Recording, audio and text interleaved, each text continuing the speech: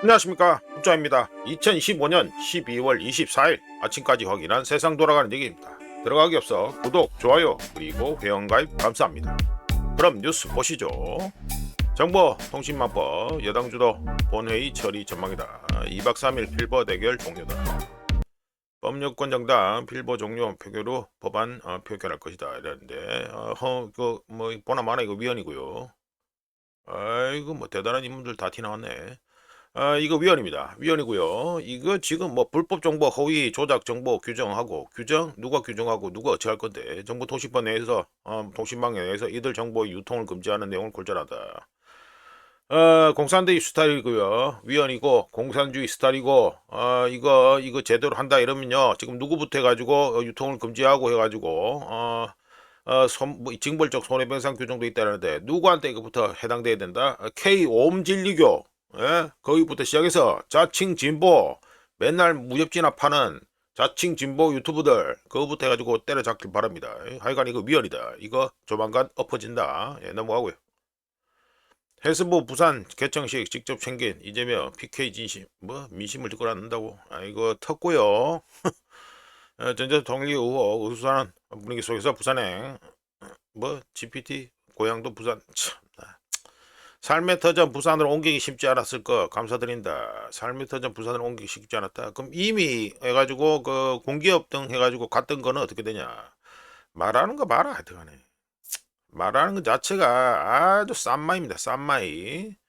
부임장관도 가급적 부산 지역에서 인재를 구하기 위해 노력하고 있다. 구하든 말든 간에. 보나 마나 이거 또 뭐야? 시장 갔어? 부전시장 갔어? 이거 참.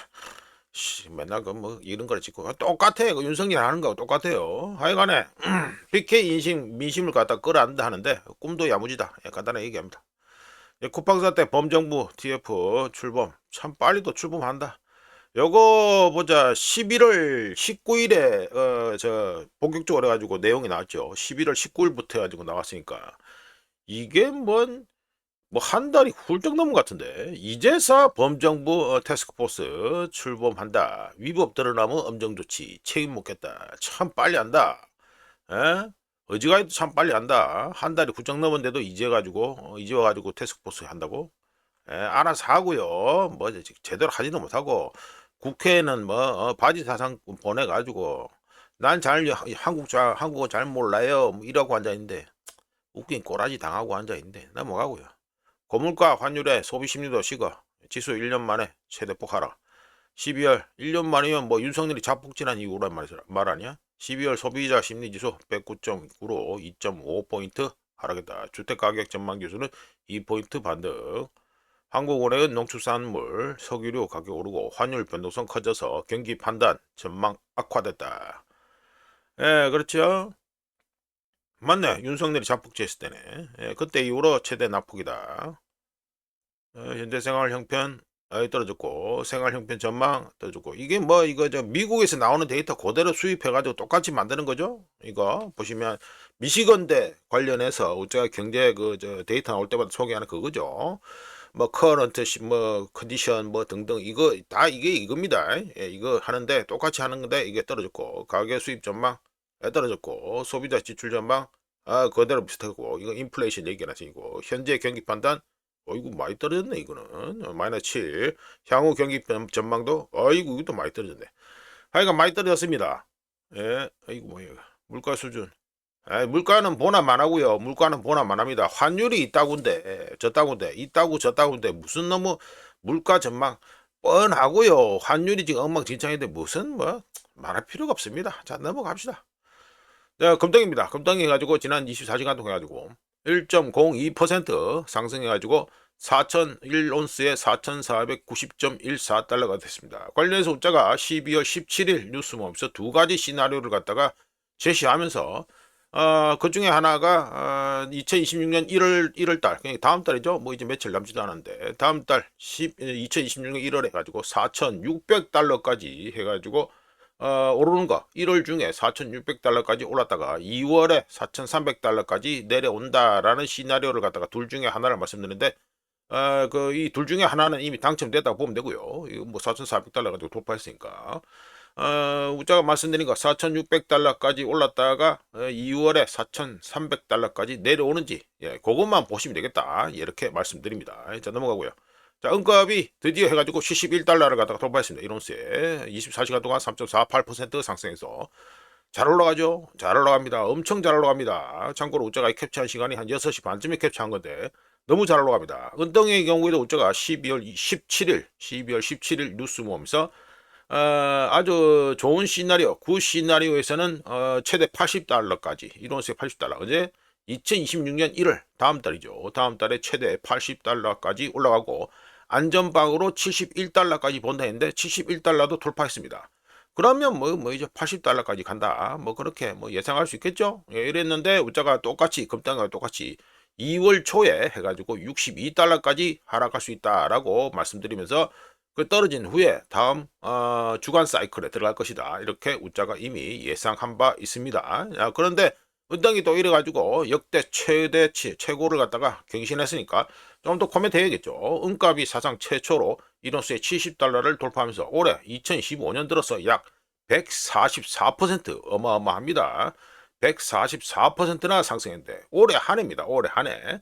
2025년 올해 시작할 때 은값이 약 29달러, 조금 넘었죠. 29.29달러 이래 돼서 하여튼간에 29달러였던 걸 고려하면 1980년에 세운 역대 최고가를 완전히 경신한 엄청난 상승세라고 할 수 있습니다. 그러니까 1980년대 미친 듯이 폭발했던 그거를 갖다가 제꼈다 이게 되죠. 은시장은 5년 연속 공급 부족을 겪으면서 생산량보다 소비량이 더 많은 상태인데요. 태양광 패널, 전기차, AI 데이터 센터 등에서 전도성이 높은 은덩이에 대한 수요가 폭발적으로 증가하고 있고, 자칭 청정에너지와 AI 인프라가 전 세계적으로 확장됨에 따라 해당 수요는 계속해서 강세를 보일 것으로 예상됩니다. 여기에다가 미국 연준 패드의 2026년 금리 인하 사이클이 계속될 거다, 이런 기대감이 투자자들로 하여금 달러에서 귀금속, 뭡니까, 금, 은, 대표적으로 금하고 은이죠. 금과 은 같은 어제 이틀 전에가 우자가 또 플래티넘도 소개시켜 드렸는데, 금하고 은 같은 귀금속 같은 실물 자산으로 이동하게 만들고 있고요. 달러 약세 역시 해외 투자자들이 은덩이 수요를 더 증가시키게 하는 요인이 되고 있습니다. 또한 지정학적 불확실성으로 인해 은덩이, 은의 경우에는 금과 마찬가지로 안전자산으로 여겨지고 있는데요. 이거 항상 지정학적 불확실성이 터질 때마다 이렇게 되는데, 역사적으로 봤을 때 기관 투자자들의 관심을 갖다가 은이 금에 비해서 덜 받았죠. 예, 그렇기 때문에 은의 경우 상승 잠재력이 더 큰 것으로 평가되고 있습니다. 근데 우자가 이미 어젠가 그저께 말씀드렸다시피 2026년 내년에 은 퍼포먼스가 올해처럼 이 정도의 퍼포먼스를 보여줄까에 대해서는 우자 개인적으로 좀 회의적으로 봅니다. 하여간에 개인 투자자들이 사상 최대 규모로 실물 은을 갖다가 매입하면서 시장의 실질 공급, 이거 산업 수요도 많은데 시장의 실질 공급을 줄이고 가격 상승 압력을 가중시키고 있는 중이다. 이렇게 말씀드리겠습니다. 넘어가고요. 자, 은덩입니다. 은덩이란다. 달러 인덱스입니다. 달러 인덱스 해가지고 마이너스 0.36%또 내렸죠? 예, 또 내려가지고 98 밑으로 내려갔고요. 97.93이 됐습니다. 아직 2011년부터 꺼지는 장기 트렌드 라인까지는 좀 여유가 좀 있다고 보고요. 하여간에 달러 인덱스가 내려갔다.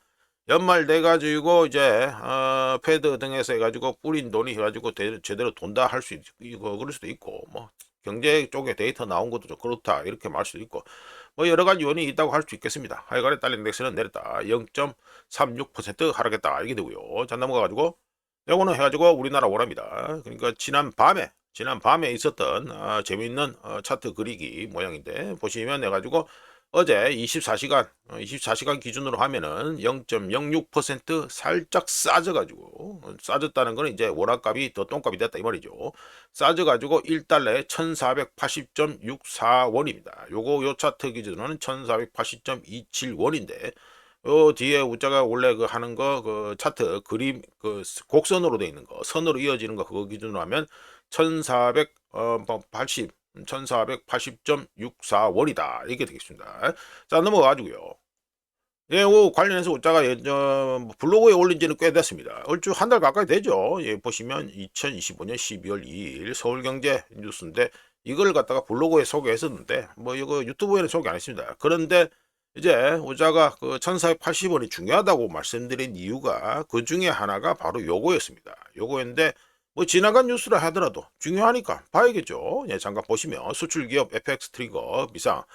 예, 이게 녹인을 하니까 녹이 끼냐 이게 아니고 예, 녹인. 예, 그 영어로 녹인입니다. 녹인 때 헐값에 달러 강제 매각. 아이고 달러 강제 매각 끝내주죠. 외국계 은행과 최소 수억 달러 계약이다. 고환율 이어지면 환차손 눈덩이에 보시면 국내 기업들이 외국계 금융기관과 체결한 환율 FX 트리거 계약이 수억 달러 수준에 이르는 것으로 나타났다. 이들 FX 계약은 대부분 원달러 환율이 1490원. 이거 왜 이렇게 했을 것 같습니까? 윤석열이 자폭질 했을 때 최고가가 이 정도 됐지요. 1480원 좀 넘어갔으니까. 안전빵으로 1490원. 뭐 이거에 넘어가겠냐? 뭐 이래 해가지고 이걸 했던 건데, 이제 넘어간다. 넘어간다 이래 보면 됩니다. 외국계 은행 두 곳이 국내 기업과 체결한 FX 그러니까 환 트리거 그러니까 환율 트리거 계약은 총 28건 4,480만 달러에 이르는 것으로 집계됐다 이거고요. 예, 그렇죠. 파생 상품이다. 일종의 파생 상품입니다. 예, 환율이 해가지고 기업들의 유리한 환율로 환전해 주지만 일정 수준을 넘어서면 그러니까 넉인 되면 기업이 시장 환율보다 더 낮은 환율로 달러를 은행에 매각하는 조건이 발동된다. 끝내줍니다. 2008년 금융위기 당시 우리나라를 흔들었던 키코 상품과 구조가 유사하다. 요거 파생 상품입니다. 이런 거 날로 받다가 한 방에 간단한 거 그거는 알고 있어야 됩니다. 예를 들어서 트리거 조건을 달러당 1490원으로 정해놓은 1000만 달러짜리 계약이 있다고 가정할 경우 환율이 1490원을 넘기는 순간 기업은 사전에 설정한 매각가의 1000만 달러를 은행에 매각해야 된다. 왜 환율 차트 꼬라지가 이런지 이해가 되십니까? 예? 이게 왜 이 꼴이 나는지 이해가 되시냐고요. 이게 무슨 외국에서 뭐 누가 들어오고 환투기 이것만 들어올 거냐? 아닙니다. 국내 수요도 많은 거예요 지금. 예, 문제는 국내 기업 대다수가 달러당 1,490원을 트리거 환율로 정해놓았다는 점이다. 국내 자동차 A 기업 A사가 B은행과 체결한 계약서를 보면 원달러 환율이 1,490원에 진입할 경우 발동하는 계약이 3천만 달러였고 1,500원 자 나오죠. 1,500원에 발동하는 계약이 1,000만 달러에 달했다. 쭉쭉쭉 1,500원 이번 올해 안에 1,500원 안 찍어야 될 낀데 예, C은행은 1489.5원과 1495.5원에 발동하는 계약을 각각 240만 달러 체결한 것으로 파악됐다. 자, 보세요. 끝내줍니다. 예.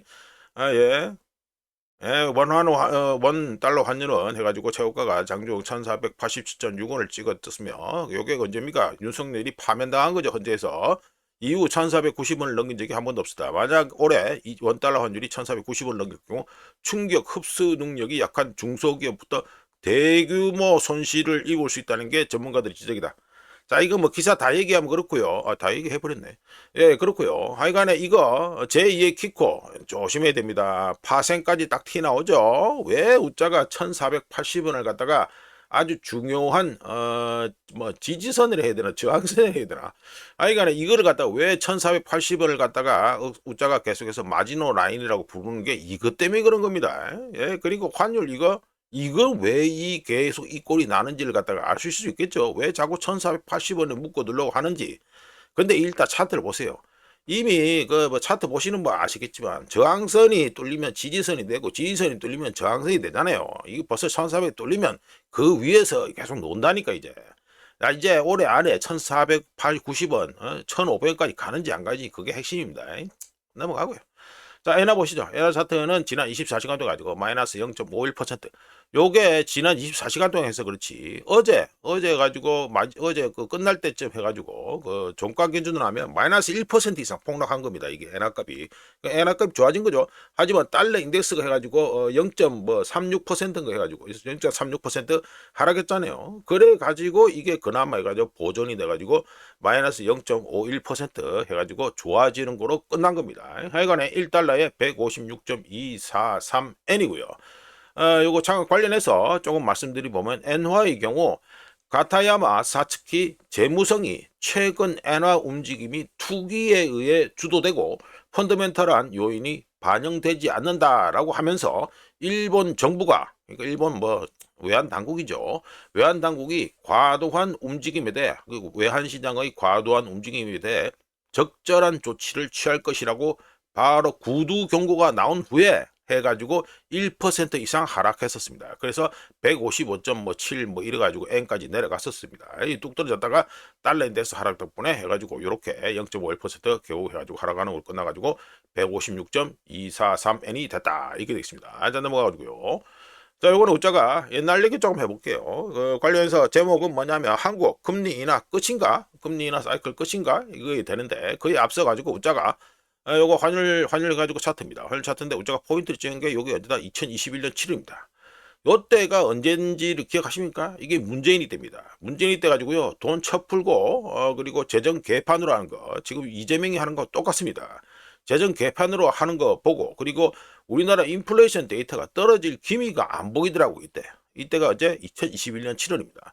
그래 가지고 웃자가 이거 지금 뭐 인플레이션 저 데이터 이거 나온 건데 그래 가지고 웃자가 2021년 7월부터 달러를 조금씩 그때부터 모으기 시작했습니다. 지금 웃자가 들고 있는 거는 올해 산 거는 없어요. 올해 산 건 없고요. 자 보시면 이것도 뭡니까? 이거는 뭐 파란색 된 거 이거는 우리나라 한국은행 기준금리고요. 요거는 환율 차트입니다. 예, 요거는 환율 차트인데 보시면 웃자가 7월 달에 요 7월 달에 요때 샀었거든요. 요때 샀었는데 이때 이미 저점을 갖다가 슬금슬금 올리고 있더라고요. 이때부터 저점을 갖다가 슬금슬금 올리고 있더라고요. 그래서 웃자가 해가지고 이거를 갖다가 산 겁니다. 달러를 갖다가 그때부터 매입했고요. 웃자가 이거 저 매입할 때 이때 당시에 그 저 달러 환율 원화 환율이 얼마였나요? 1,430원이 조금 넘었었습니다. 지금 비하면 뭐 엄청나게 싼 거죠. 예, 엄청나게 쌉니다. 그리고 웃자가 달러를 마지막으로 산 거는 작년 9월입니다. 여기입니다. 여기. 작년 9월에 해서 잠깐 1350원 밑에 떨어졌을 때 이거 뭐 더 올라가겠지 싶어가지고 물타기 한다고 좀 더 샀습니다. 근데 올해 들어와서 산 적 없습니다. 올해는 웃자가 사기에는 너무 비쌌어요. 유튜브에서도 여러 차례 말씀드렸는데 1350원 밑으로 떨어지는 게 이게 뭐 어중간하게 떨어지니까 이때 안 샀습니다. 우리나라 그 윤석열이 파면당하고 해가지고 6월달, 5월, 6월 뭐 이때 해가지고 제일 쌌었는데 올해 기준으로 안 샀어요. 웃자 기준으로는 많이 비쌌기 때문에 안 샀습니다. 하여튼 마지막으로 산 거는 이 1300 한 뭐 30원인가 20원인가 그때 웃자가 마지막 샀고요. 자, 이어서 이걸 왜 웃자가 말씀드리냐? 장용성이라는 사람이 있습니다. 누구냐? 한국은행의 통화정책위원회 중에 장용성이라는 사람이 있는데 이 사람이 외국 로이터 등과의 기사 쪽에 나오는데 뭐라 나오냐? 주가 급등락과 원화 약세로 인해 금융 및 외환 시장의 변동성이 커지고 있다고 했고 일부 특정해서 일부라고 했습니다. 일부 취약한 부분의 신용 위험이 증가하고 지속적인 주택 가격 상승에 대해서도 경고를 했습니다. 그러니까 한국은행 통화정책위원 중에 한 명인 장용성이요. 그리고 차트를 보시면 아시겠지만 한국은행이 요거 기준금리 내리는 거죠. 요거 근데 이후에 계속해서 안 내리고 동결하고 있습니다. 4연속 동결하고 있는데 한국은행이 4연속 금리 동결을 한 가운데 원화 약세 쭉 올라가잖아요. 예, 원화 약세로 인해 추가 금리 인하 여력이 현재 줄어들고 있습니다. 그러면 어떻게 된다? 금리 인하 사이클이 한국은행의 금리 인하 사이클이 막바지에 접어들었다라는 예상을 하게 만듭니다. 자, 이거는 웃자가 뭐 보고 이런 차트 보고 해가지고 데이터 보고 해가지고 예상해 드린 겁니다. 자, 넘어가고요. 자, 비트코인입니다. 비트코인 또 어제 해가지고 24시간 동안 해가지고 마이너스 0.97%또 떨어졌습니다. 그래서 87,711달러가 됐습니다. 웃자가 이거 크립토 그러니까 그 비트코인 대표적으로 비트코인인데 이걸 왜 차트로 올리냐? 현재 금융 환경이 어떤지를 현재 보려면요. 이거 지금 가장 좋은 지표가 뭐냐 하면은 이 크립토 차트입니다. 그 비트코인이 대표적인데 여기 보면은 현재 유동성이 풍부한지 아닌지를 갖다가 알 수 있는 게 바로 이 크립토 비트코인 같은 차트다 보시면 됩니다. 여전히 맥을 못 주고 있죠. 맥을 갖다가 영 못 주고 있다. 지금 뭐 금리 인하 뭐 들어간다 하지요. QT 끝냈다 하지요. 이러니까 뭐 바로 해가지고 엄청 좋아질 것 같죠. 그런데 전혀 그렇지 않다. 예, 이거는 분명히 알고 계셔야 되겠습니다. 자, 넘어가고요. 네, 우크라이나군 동부 격전지 시베르스크에서 철수. 야, 이게 철수냐? 러시아가 점령한 게 벌써 지금 열흘이 넘었는데 무슨 이 크리스마스 이브에 이런 송진호의 짜증나네. 러시아 점령군 병력 장비서 상당한 우위. 야, 이건 인증한 사진이고요. 인증한 이거 뭐 우자도 다 받고 인증한 사진이고요. 이거 자체가. 우크라이나군이 철군했다고 아니지요. 이거 우자가 이미 12월 13일에 러시아군이 시베르스크 점령했다고 12월 13일입니다. 10일 전에 이미 우자가 얘기했습니다. 근데 이 우크라이나 구라를 갖다가 인용해서 뭐 우리 군인들의 생명과 부대의 전투력을 보존 같은 소리하고 잡아줬네. 우크라이나 방어군은 해당 지역에 철수했다. 러시아 점령군이 병력과 장비에서 상당 우위를 점하고 있다. 핑계 대는 거고요. 뭐야 이거? 시베리아 전투에서 우크라이나 방어군은 적을 소멸 아니죠. 도시 모든 구역은 적이 아니죠. 벌써 무슨 소리를 하고 앉아 있냐? 진짜 진짜 정신 승리 내가 끝내준다. 이거 성준은 기자, 제대로 좀 우크라이나 좀 보고 좀 기사를 써라. 우크라이나 무협진화 받아 쳐쓰고 앉아가지고 이한압 지라시 제끼고 지금 현재 전장 상황 해가지고 문자가 업데이트 해드립니다. 러시아군이 후리 아이폴 이미 이것도 보면 색깔이 이래 칠해져 있죠. 이 노란 거 요게 이제 우크라이나가 현재 점령 그러니까 아직까지 방어하고 있는 지역이고요. 이거 저거 뭐 회색이라 해야 되나 뭐라 해야 되나. 근데 이거 이쪽에는 이미 러시아군이 들어간 겁니다. 그러니까 절반 정도 해가지고 이미 러시아군이 먹었어요. 점령전이 빠르게 진행 중이다. 어디 후리 아이폴레에서 점령전이 빠르게 진행 중이다라고 말씀드릴 수 있겠습니다. 올해 안에 점령할란가 모르겠는데 하여간에 지금 점령전이 빨리 진행되고 있다 이렇게 말씀드리고, 자 요거는 지도가 좀 상당히 넓게 해가지고 제가 캡처를 했는데, 자 보시면 그 문제의 시베르스크는 이제 아예 보이지도 않습니다. 여기 있는 거 여기 보이지도 않게 캡처하잖아요. 이미 다 먹고 끝났는데 무슨 이제 와서 무슨 시베르스크에서 철수를 했다고 개딱 같은 소리를 하고 앉아있냐.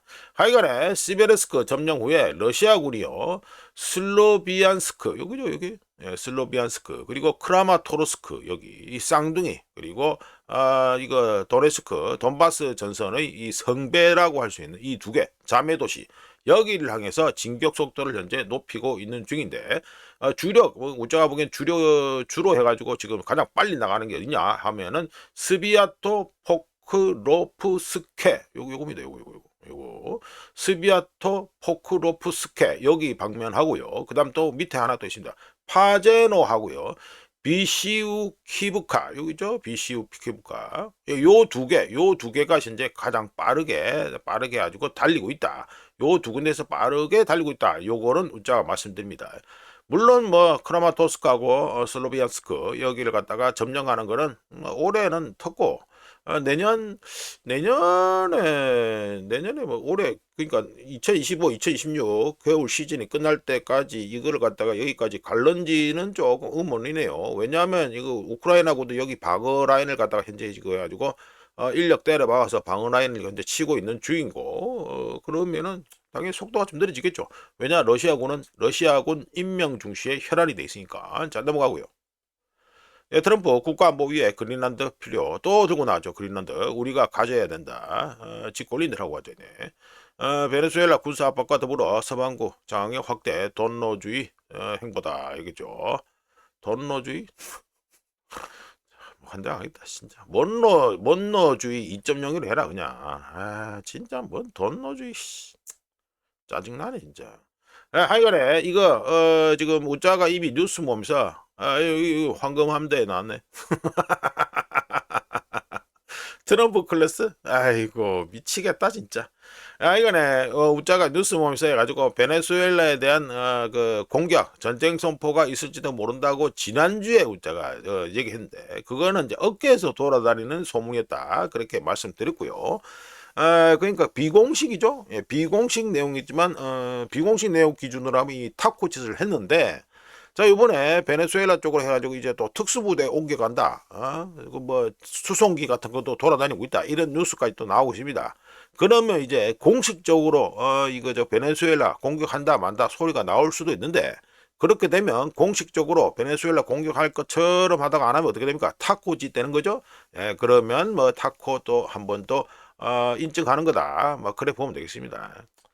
트럼프가요, 좀 정신없습니다. 이거 수준이 갈수록 싼 마이가 돼가지고 근데 지정학적으로는 이게 맞아요. 트럼프 한다 이런 게 맞는데, 물론 이거 그린란드가 뭐 미국 땅은 아니고, 근데 그린란드는 뭐 2차 세계대전 등등에 관심 있는 분들은 아시겠지만, 이미 2차 세계대전 때 이때도 뭐 그린란드는 군사용으로 아주 잘 활용이 되었었습니다. 하여간에 이거 지정학적으로는 방향이 맞는데, 진짜 이런 거 하나 쳐들고 나오니까, 이게 왜 이렇습니까? 우리나라 자칭 지보 이재명 팬들하고 수준이 똑같다니까. 그러니까 이재명이 그래 팔아먹는 것처럼 트럼프도 트럼프 팬들 수준이 이러니까 맨날 이딴 거나 팔고 자빠진 거예요. 수준이 뭐 삐까삐까하다. 예, 넘어가고요. 넘어가라요. 네, 이번에 가지고 미국 경제 데이터 막 쏟아졌습니다. 네, 빨리 말씀드리죠. 뒤에 또 말씀드릴 게 두 개나 더 있으니까. 자, ADP 주간 고용 변화에 가지고 데이터도 발표됐는데요. 12월 6일로 끝나는 주 기준 ADP 주간 고용 변화는 가지고 체인지, 위클리 체인지는 전주 17,500에서 여기죠. 17,500에서 11,500으로 감소했습니다. ADP 데이터는요. 그리고 이어서 내용은 미국의 GDP 성장률 나왔는데요. QOQ 전분기 대비해서 2, 4분기에 3.8%인데 3, 4분기에 4.3%로 상승했고요.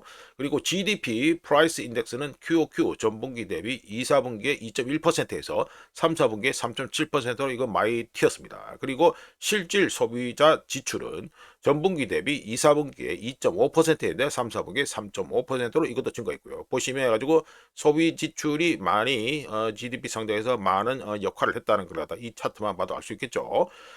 그리고 이어서 PCE 프라이스는 QOQ 전분기 대비 2, 4분기에 2.1%에서 3, 4분기에 2.8%로 상승했고요.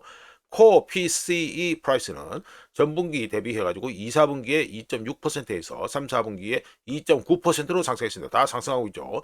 그리고 GDP 데이터, PCE 데이터 덕분에 2026년 1월 금리 배팅은 어떻게 된다? 네, 동결입니다. 동결이 우세합니다. 거의 확실하다 이런 식으로 나오고 있습니다. 왜? 지금 GDP 성장 잘 나오지요. 우리 PC 뭐 인플레이션 데이터, 프라이스 뭐 이런 거 인플레이션이니까 이거 해가지고 상승하는 거 나오죠. 그러면 당연히 금리 동결이죠. 예로 된다고 보시면 되고요. 추가로 해가지고 내구재 주문의 경우는 MOM 전월 대비해서 9월에 0.7%였는데 10월에 마이너스 2.2%로 많이 감소했고요. 운송 제외 내구재 주문 요것도 얼마 된다? MOM 전월 대비해서 9월에 0.7%였는데 10월에 0.2%로 감소했습니다.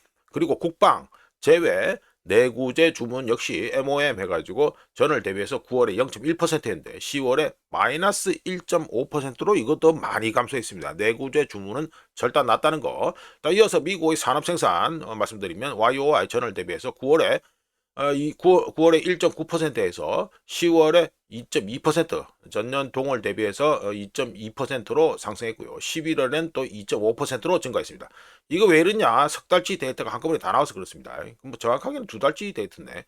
하여튼 그렇게 다 나와서 그렇습니다. 그리고 MOM 전월 대비해서는 9월에 0.1%, 10월에는 마이너스 0.1%, 11월에는 0.2%로 산업생산이 월별로 나왔고요. 제조업 생산 역시 YOY 작년 동월 대비해가지고 9월에 1.8%, 10월에 2.1%, 11월에 1.9%였고 MOM 전월 대비해서는 9월에 마이너스 0.4%, 10월에 0%, 11월에 마이너스 0.4%로 나왔습니다. 이어서 이거 끝나냐 아니죠. CB 컨퍼런스 보드에서 나오는 소비자 신뢰 지수도 발표되는데 11월에 해가지고 92.9였는데 12월에 해가지고 89.1로 해가지고 또 하락을 더 했습니다. 이거 뭐 데이터 나오는 거 보면 별로 좋지가 않습니다. 자, 이렇게 미국 경제 데이터가 쭉 한꺼번에 막 셧다운 때문에 밀렸던 거 다 터져가 나왔는데 관련해서 조금 더 말씀드려보죠. 아이고 28분이네. 뭐 실업률, 노동 참여율 등 공식 데이터의 바탕이 되는 게 뭡니까? 미 노동통계국의 인구 조사, Current Population Survey 이건데 이거 응답률이요. 이게 떨어지죠. 2025년 11월에 64%를 해가지고 사상 최저를 기록했습니다. 간단히 말씀드려서 미국의 공식 경제 데이터의 퀄리티, 질이 약화되고 있다, 악화되고 있다는 소리인데 이는 경제 상황을 이해하거나 재정적 결정을 내리려는 사람들, 뭡니까? 정책 결정권자들이죠. 이들에게 억수로 중요한 문제가 됩니다. 디테일하게 보면 매달 실업률과 노동시장 상황을 측정하는 인구조사가 응답자 감소로 인해 신뢰도가 점점 떨어지고 있는데 응답률의 경우 2012년 이전에는 90% 이상 쭉 이래 쭉 가지고 이때는 좋았죠. 2011년 요때 해가지고 이때 이전까지는 90% 이상이었는데 64%로 급락하면서 역대 최저를 기록했고 2020년 여기죠. 2020년 우한 페리어 2020년 이후에만 무려 30%가 해가지고 하락한 겁니다. 참고로 개인정보 보호에 대한 우려 그리고 시스템에 대한 불신 그리고 단순히 그냥 바빠진 까닭에 사람들이 먹고 산다고 바빠진 까닭에 미국인들이 정부 설문조사에 참여하길 꺼리고 있는데요. 응답률이 떨어짐에 따라 정부의 고용시장 데이터는 전체 인구 중 극히 일부만을 대상으로 하고 있으며 덕분에 대표성도 부족해지고 있습니다. 응답자 수가 적을수록 응답자들은 비응답자들과 체계적으로 다른 경향을 보이는데 관련 연구들에 따르면 설문 응답자들의 경우 비응답자들, 응답 안 한 사람들에 비해서 경제적으로 더 풍족하고 고용이 더 안정적인 것으로 나타났습니다. 즉 이래가지고 응답이 할 정도로 해가지고 형편이 좋으니까 응답을 잘한다 이 소리죠. 이런 현상은 데이터에 사각지대를 만들어서 실업률과 고용 증가율 통계가 부유층 또는 고액 근로자들의 상황만 반영하고 경제의 다른 부분에서 확인되어야 할 중요한 신호를 놓치게 만듭니다.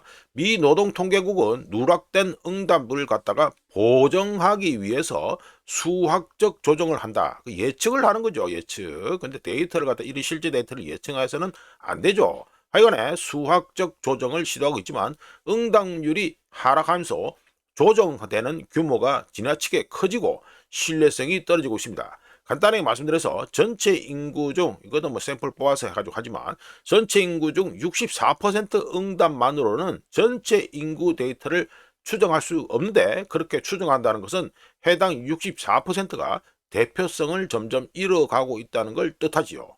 매달 발표되는 실업률과 고용통계 등등 미 노동통계국에서 발표되는 데이터의 경우 노동시장의 실제 상황을 정확하게 반영하지 못할 수 있으며 보조 데이터, 우자가 계속 말씀드리잖아요. 미국 데이터의 중국화라고.